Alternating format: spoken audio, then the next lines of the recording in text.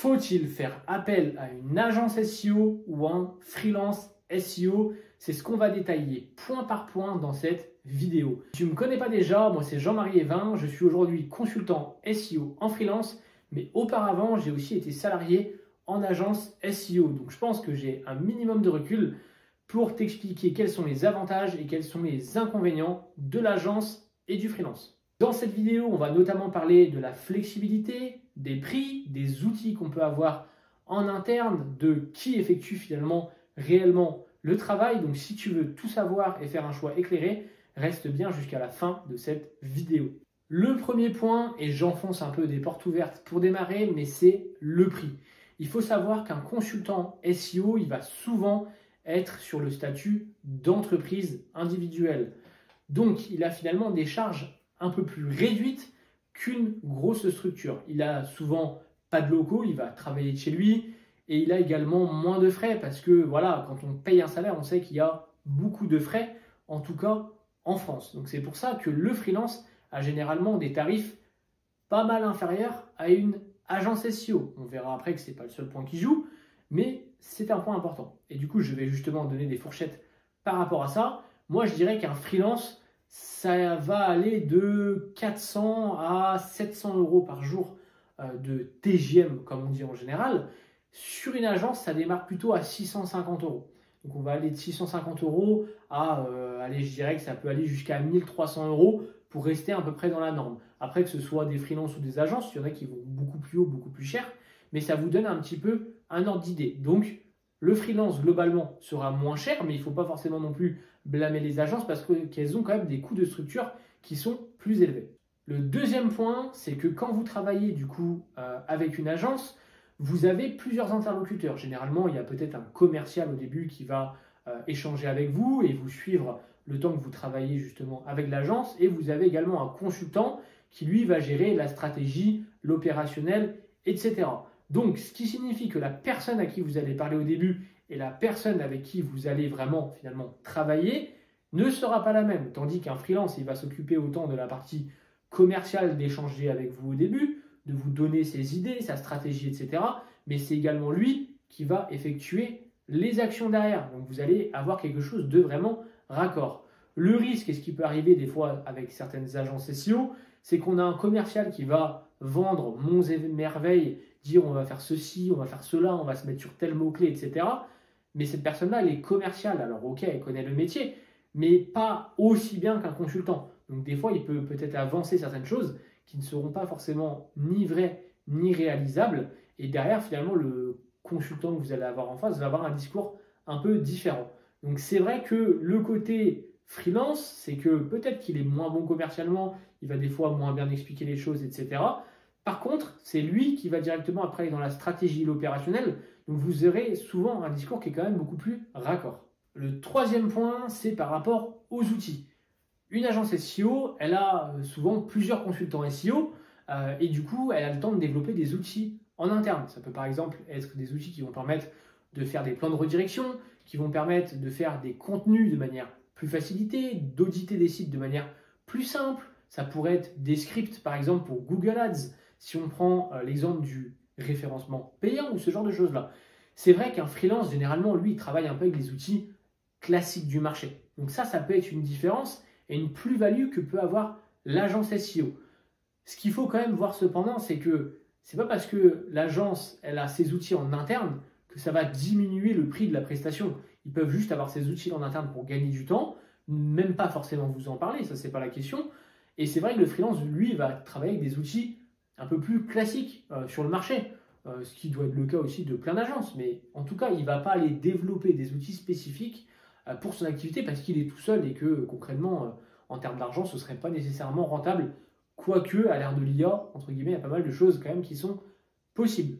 Donc, c'est ça qu'il faut comprendre. Le disclaimer quand même que je ferai par rapport à ça, c'est qu'il faut se méfier de cette notion justement de marketing. De dire, nous, on a un outil, il permet de faire ceci, il permet de faire cela, il va vous positionner sur Google, blablabla. Bla, bla, bla. Mais ça, c'est des fois du marketing. Encore une fois, je le dis souvent, mais dans le référencement, il n'y a pas vraiment de secret. Il y a beaucoup de bonnes pratiques qui font que sur le moyen terme, ça va fonctionner. Il y a des petits hacks qui peuvent marcher des fois de manière temporaire, ok, mais il n'y a pas de secret. Les grands outils type SEMrush, etc., ils sont quand même plutôt à la pointe et ils vont rajouter des fonctionnalités au fil du temps. Donc cette notion d'avoir des outils spécifiques développés en interne, je dirais ok, des fois ça peut être intéressant. Est-ce que finalement pour le client, il va vraiment le ressentir? Pas nécessairement. Il faut faire attention à ce côté marketing où on vend le truc comme si c'était vraiment une recette magique et que si on travaille avec cette agence-là, on va s'envoler, on va exploser ses résultats. Quatrième aspect, et là je vais essayer vraiment de rester aussi le plus neutre possible parce que forcément j'ai un peu le biais d'essayer de vendre mes prestations en freelance, c'est quelque chose de logique entre guillemets, c'est vraiment l'expertise de la personne que vous allez avoir en face. Et là pour le coup, je vais vous le dire, il y a des gens qui se lancent en freelance, ils ont fait une petite formation sur YouTube et ils se sentent légitimes, j'ai envie de dire, tant mieux pour eux s'ils se sentent légitimes de vendre des prestations de référencement. Moi, je sais que ça ne m'aurait pas suffi et je n'aurais pas été prêt pour me lancer. Et c'est pour ça que je suis hyper reconnaissant et je dirais même que c'est impératif quasiment de passer en agence SEO. Mais je ferai une autre vidéo sur la formation SEO et pourquoi moi, je suis vraiment hyper reconnaissant d'avoir eu cette expérience en agence que j'ai d'ailleurs beaucoup appréciée. Donc, revenons-en à nos moutons, c'était voilà, l'expertise de l'interlocuteur. Concrètement, comme je le disais, en freelance, vous pouvez avoir tout le monde et n'importe qui se lance. Et c'est vrai que c'est toujours compliqué quand on est extérieur de se dire, bah voilà, la personne, elle est vraiment compétente. Est-ce que finalement, peut-être les posts qu'elle va partager sur les réseaux sociaux ou même ses vidéos, c'est vraiment son expertise à lui? Est-ce qu'il n'a pas fait générer des choses par ChatGPT, etc. Aujourd'hui, c'est des choses qui sont compliquées de savoir qui est un imposteur, qui est réel. On pourra faire une autre vidéo où je parlerai de comment, entre guillemets, justement déceler quelqu'un de compétent ou d'incompétent. Bref, et donc il peut y avoir ça pour le freelance. En opposition, pour l'agence, si vraiment vous travaillez avec une agence qui est spécifique sur le SEO, bon, au pire des cas, vous avez un junior, mais les gens sont quand même un minimum compétents. Ils vont quand même se faire un minimum accompagner. Les gens, ils travaillent avec voilà, des collègues, etc. On échange un peu sur nos strats. S'il y a des questions, on va peut-être poser à un autre collègue, etc. Donc, c'est vrai qu'en agence, vous avez quand même une qualité vraiment minimale qui va être délivrée. Cependant, il faut quand même faire attention. Si on vous dit, par exemple, bah, tel projet, oui, nous, on va vous mettre un consultant senior, on va vous faire ceci, on va vous faire cela. Est-ce qu'en réalité, ce n'est pas juste un junior qui va faire le travail et du coup, ce sera fait, entre guillemets, de manière un peu plus économique aussi. Hein. Concrètement, un junior est payé moins cher qu'un consultant SEO qui est senior. Donc ça, je pense que c'est un point très important à comprendre aussi, c'est l'expérience de la personne que vous allez avoir en face. Et c'est vrai qu'en agence, on a un petit peu moins de chances de se tromper. Cinquième point, ça va être sur la disponibilité et entre guillemets la continuité des services. Donc, si vous travaillez généralement avec un freelance, il va être bien disponible pour vous. Il a souvent un peu moins de clients aussi en quantité et justement, il va être aussi plus flexible. Si vous avez peut-être besoin d'avoir un appel rapide de 5 minutes toutes les semaines pour savoir où ça en est. Voilà, les choses sont moins protocolées et généralement le freelance est plus flexible pour s'adapter aussi aux moyens de communication du client. C'est vrai que généralement en agence, les choses sont un peu plus fermes, protocolées. On va par exemple travailler par Slack, on va faire un appel tous les mois avec le client ou ce genre de choses-là. Donc c'est un petit peu plus précis et cadré. Donc c'est vrai que le freelance peut avoir cet avantage-là aussi. Par contre, si par exemple le freelance avec qui vous travaillez demain, il lui arrive un problème, hein, que ce soit un problème de santé ou autre, qu'il n'est pas dispo, bah, votre prestation, entre guillemets, elle ne sera pas assurée. Tandis que c'est vrai qu'une agence, s'il y a un consultant qui est malade, il y a un autre consultant qui va prendre le relais, qui va faire tôt ou tard ce qui avait été prévu dans l'accompagnement, qui va vous finir votre audit, etc. Donc ça, c'est vrai que c'est quand même un point à prendre en compte. La continuité, si la personne est absente, etc., l'agence a quand même ce point positif. Sixième point, alors je dirais, mais ça peut s'appliquer que ce soit aux freelances ou aux agences, mais c'est un point pour moi qu'il faut avoir quand même de vigilance, c'est la durée d'engagement. Récemment, j'ai vu sur Twitter quelqu'un qui disait j'ai échangé avec un client, il s'est fait engager, je crois, c'était 7 ans sur du SEO, ce qui me semble absolument lunaire.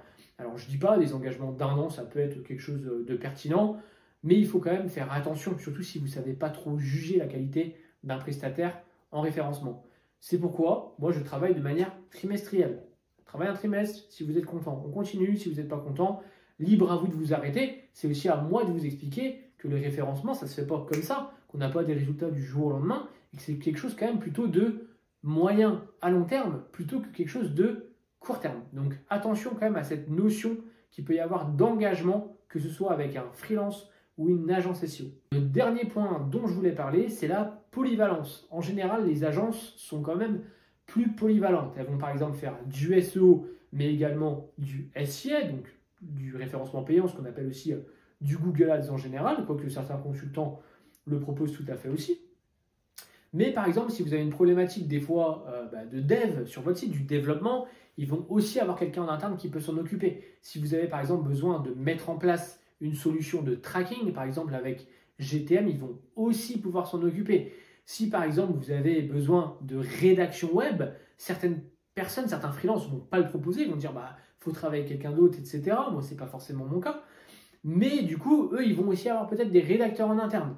Donc c'est vrai que là, il y a quand même un avantage un peu sur l'agence, c'est le fait que, ok, on paye plus cher, etc.